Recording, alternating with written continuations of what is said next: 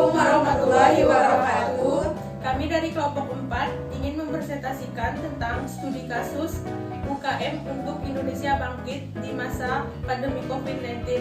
Saya sendiri, Subita Julika Utami, dan rekan saya, Nadia Arya Saputri, Tandria Suryani, Muhammad Kevin. Yang pertama yaitu studi kasus.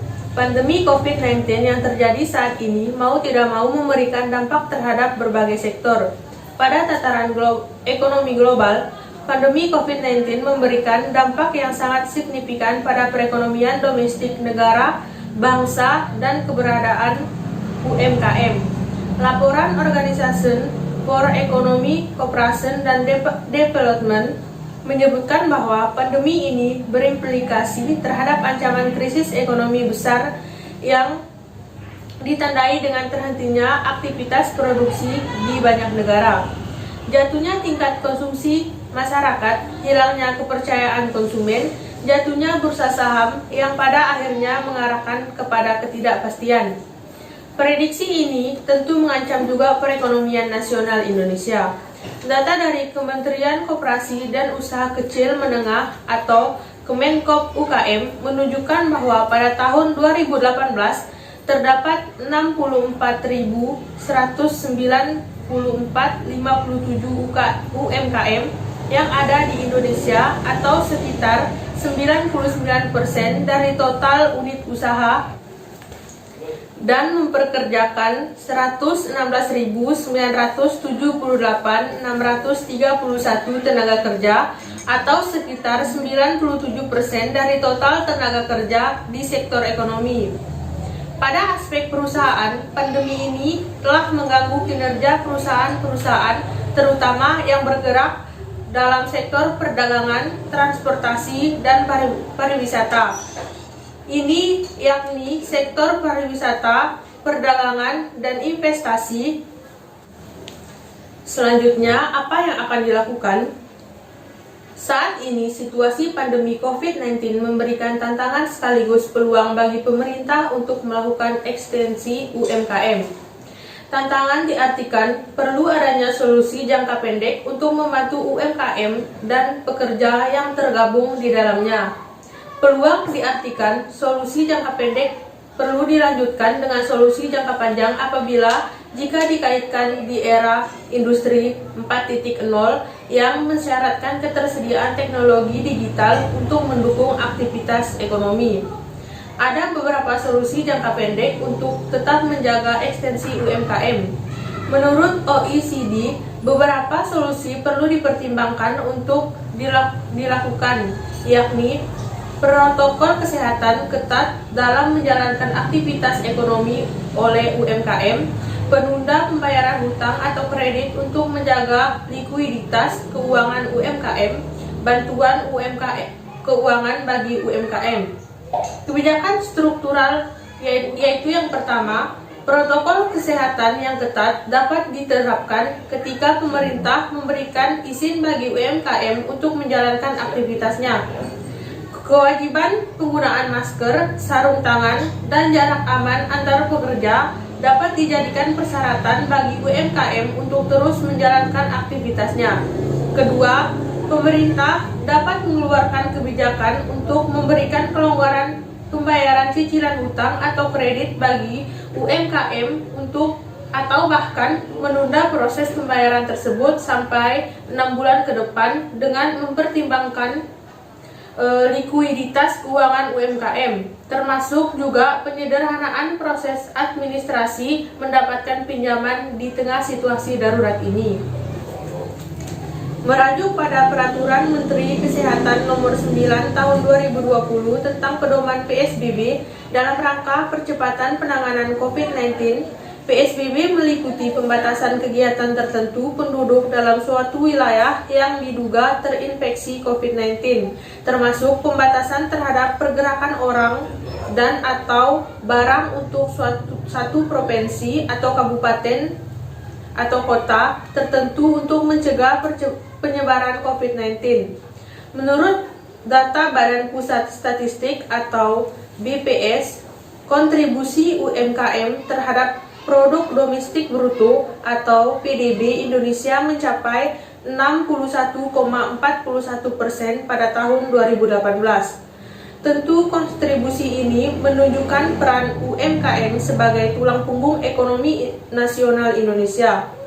Sejumlah lembaga internasional telah merilis prediksi mereka akan pertumbuhan ekonomi global di 2020, seperti JP Morgan yang menyebutkan pertumbuhan ekonomi global akan minus 1,1%, dan International Monetary Fund atau IMF yang bahkan memprediksi pertumbuhan ekonomi global akan minus 3%.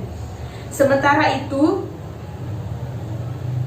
untuk pertumbuhan ekonomi Indonesia, IMF meramalkan Indonesia masih akan mengalami pertumbuhan ekonomi positif sebesar 0,5% dari target awal 5% di 2020. Sementara Menteri Keuangan Sri Mulyani memprediksi pertumbuhan ekonomi Indonesia ada di kisaran 0,3 sampai 2,8% di tahun 2020. Angka tersebut baik jumlah UMKM dan kontribusinya serta prediksi pertumbuhan ekonomi global dan Indonesia perlu mendapatkan perhatian serius dan dijadikan bahan evaluasi pemerintah untuk merancang kebijakan dan strategi yang tepat pada ekstensi UMKM Indonesia.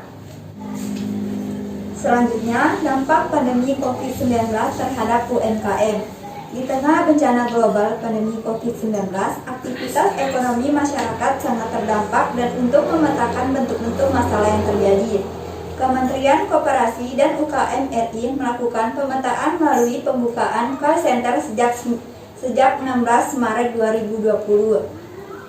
Berdasarkan laporan yang masuk, tertangkap pola bahwa UMKM produsen UMKM makanan dan minuman merasakan dampak yang paling berat, bukan hanya dari penurunan omset, terlebih UMKM yang belum tersambung pada pasar online dan bergantung pada pasar offline seperti kantin sekolah, universitas, perkantoran, bazar, dan lain-lain, melainkan juga pada kesulitan bahan baku.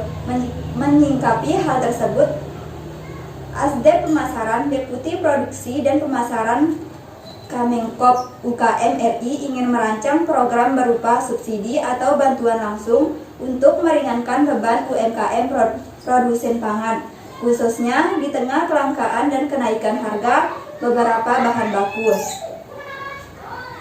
Selanjutnya, beberapa strategi bertahan dan bangkit yang dapat dipertimbangkan UMKM yaitu: 1. Promo dengan diskon signifikan untuk membuat produk lebih bersaing dan dapat dibeli oleh konsumen yang daya belinya sedang turun.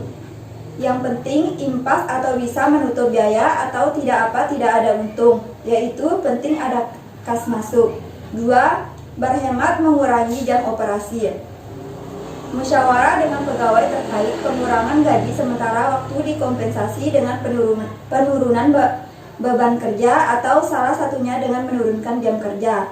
Mengakses program pemerintah yang dapat membantu menurunkan beban biaya, misalnya cicilan pinjaman listrik, BPJS, pajak, dan lain-lain. 3. Membidik peluang lain yang ada di depan mata. Shifting sementara selama dapat mendatangkan arus pendapatan. Contohnya, tadinya jualan jus, jadi jualan buah mentah. 4. Gunakan waktu untuk sebanyak-banyaknya belajar dan memahami usaha agar lebih siap untuk bangkit dan lebih berdaya saing pasca pandemi. 5. Inovasi produk dan layanan produknya. Contoh inovasi produk adalah menambah varian rasa baru, membuat paket khusus oleh-oleh atau hadiah, membaharui logo dan desain kemasan agar lebih menarik, dan lain-lain. Contohnya, inovasi layanan pendukungnya, menyediakan layanan pesan melalui WA dan jasa antarnya, menyediakan pilihan untuk pesanan kostum dengan skema pre-order, menyediakan garansi uang kembali jika barang tidak sesuai, dan lain-lain. 6. Pelajari peluang mendapatkan mitra investor ekuitas atau agar bisa memiliki mentor atau mitra bisnis yang bisa diajak berpikir strategis yang diikat dalam hubungan bisnis sehingga tidak bersifat sementara jika hanya mendapatkan mentor ketika ikut program saja. 7. Proaktif, mencari informasi atau ngulik, membidik peluang dan kolaborasi untuk bertahan dengan bergabung di komunitas atau ikut program pendamping tertentu. D. Strategi untuk menanggapi situasi krisis pada masa pandemi COVID-19. 1. Perbaiki kualitas produk dalam layanan. Masa krisis ini menjadi momen yang tepat bagi pemilik UMKM untuk memperbaiki kualitas produk ataupun layanan serta berhenti sejenak untuk mengembangkan strategi. D. Strategi untuk menanggapi situasi krisis pada masa pandemi COVID-19. 1. Perbaiki kualitas produk dan layanan. Masa krisis ini menjadi momen yang tepat bagi pemilik UMKM untuk memperbaiki kualitas produk ataupun layanannya, serta berhenti sejenak untuk mengembangkan strategi penawaran produk, barang atau jasa yang menjadi basis bisnisnya. Selain itu, UMKM juga perlu memperbaiki strategi dalam berkoordinasi dan berkolaborasi dengan timnya. Pemanfaatan teknologi dan tools profesional yang sudah tersedia saat ini bisa menjadi cara pelaku usaha menentukan prioritas pekerjaan, memonitor dan mengevaluasi pekerjaan-pekerjaan yang sudah dilaksanakan dalam periode tertentu. 2. Memanfaatkan teknologi dengan optimal. Pelaku usaha juga disarankan melakukan proses otomasi pada bisnisnya. Pada dasarnya terdapat 3 bahan bakar utama dalam berbisnis, yaitu waktu, energi, dan uang. Maka pelaku usaha wajib memperbaiki proses bisnisnya, misalnya dengan mengubah pencatatan manual dengan software akuntansi offline, mengubah proses pembayaran gaji karyawan yang semula manual menjadi sistem payroll otomatis, atau mengubah sistem pembayaran pajak serta tradisional menggunakan software. 3. Persiapkan bisnis untuk lebih berkembang. Pelaku usaha juga memanfaatkan masa ini untuk meningkatkan keahlian yang dimiliki demi perkembangan bisnis ke depannya. Misal keahlian dalam melakukan pemasarannya via digital atau mengembangkan platform komersi sendiri, sehingga saat bisnis berjalan dengan normal, operasional bisnis bisa berjalan lebih cepat dari sebelumnya. New normal jadi peluang bagi UMKM. Hal yang perlu dilakukan untuk menghadapi new normal adalah 1. Dukungan pemerintah untuk membantu sektor UMKM agar bisa segera bangkit. Teten menyampaikan bahwa pemerintah juga menyiapkan sejumlah stimulus untuk membantu UMKM yang memiliki masalah cash flow. Bantuan diberikan dalam bentuk insentif pajak serta program relaksasi dan restitusi kredit selama 6 bulan. Ada juga pembiayaan baru yang dipermudah bagi UMKM yang membutuhkan. 2. Kemandirian ekonomi. Menurut Angga Wira, seluruh sektor seharusnya bisa menangkap peluang dengan adanya pandemi COVID-19. Melihat pasar dalam negara itu begitu besar, potensi di sektor pangan, perikanan, dan pertanian menurutnya harus diperkuat. Kolaborasi pemerintah dengan seluruh stakeholder harapannya bisa tepat, sehingga memang bukan hanya dalam konteks pemanfaatan platform digital, dalam bagaimana penguat dari produk itu sendiri, sebab sekarang ini impor itu sulit. Market share yang besar dalam negeri harus bisa dimanfaatkan oleh kita semua. Harusnya momentum ini bisa kita jadikan untuk memperkuat kemandirian. Kata Angga Wira, dukungan yang diberikan kepada pelaku usaha menurutnya juga harus komprehensif, di mana seluruh stakeholder harus memiliki tujuan yang sama. 3. Inovasi titipku, salah satu format yang mendapatkan berkah dari perubahan perilaku masyarakat dari offline ke online adalah aplikasi titipku. Dalam satu bulan selama masa pandemi, pertumbuhan transaksi di tutupku bahkan naik hingga 600%. Keterbatasan UMKM kita masuk ke digital salah satunya karena faktor pendidikan. Untuk itulah kami membantu mendigitalkan pengusaha UMKM di titipku.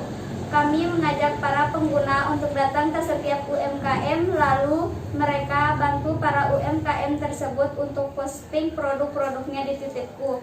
Dengan demikian, UMKM ini bisa ada di dunia online, meskipun pemilik UMKM-nya tidak mengerti online. Dengan munculnya produk mereka di dalam aplikasi Titipku yang berbaris kawasan, orang-orang yang berada di kawasan yang sama bisa langsung melihat kemunculan produk UMKM tersebut. Papar Ong Tekjan. Penutup. Kesimpulan, tidak ada satupun negara yang dapat memprediksi kapan pandemi COVID-19 ini akan berakhir. Cara sederhana beradaptasi dengan menghadapi pandemi ini adalah dengan menyiapkan strategi-strategi jangka pendek dan jangka panjang sambil terus berhadap vaksin virus COVID-19. Segera ditemukan dan diproduksi massal. Kebijakan jangka pendek yang dapat diterapkan adalah bantuan keuangan, baik dalam bentuk pinjaman lunak ataupun pinjaman tunai, langsung dengan melibatkan pemerintah dan sektor swasta. Sementara strategi jangka panjang difokuskan pada pengenalan dan penggunaan teknologi digital bagi UMKM sekaligus persiapan untuk memasuki era industri 4.0. Selain terdapat juga peluang untuk bangkit di era new normal, nantinya baik itu pun berupa dukungan pemerintah maupun aspirasi lainnya, serta kerja sama untuk berpartisipasi dalam penanganan COVID-19. Itulah tadi hasil presentasi dari kelompok kami. Apabila ada kesalahan kata, mohon dimaafkan. Sekian dari kami. Wassalamualaikum warahmatullahi wabarakatuh.